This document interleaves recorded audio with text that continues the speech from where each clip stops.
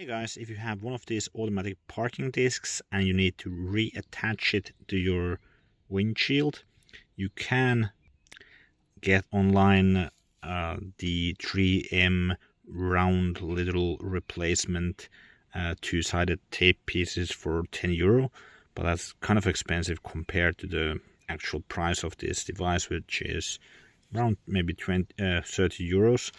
This is a Park Lite from Lite, and I had the windshield replaced on the car, so of course they took this off from the old windshield and they used some two-sided tape, but when it got summer and the car got really hot, that didn't really work. It just melted the glue and dropped this automatic parking disc off the windshield.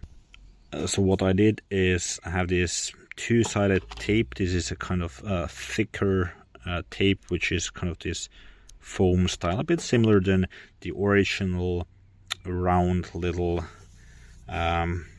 two-sided tape which comes with the device.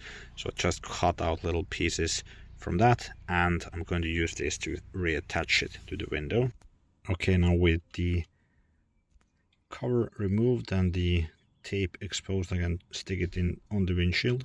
So you shouldn't go too close to the edge because the battery compartment is down here and you will still want to be able to open that slot to replace the battery.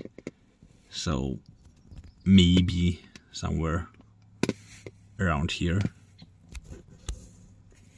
So just stick it to the glass and hold it in place for a while. Try to make sure you push on each corner. So it doesn't look quite as good as originally, but it does the job. And this tape has been successful for me in the past, so I'm quite confident that it will stick on with this two-sided tape. If you found this video helpful, please give it a thumbs up. Thanks for watching.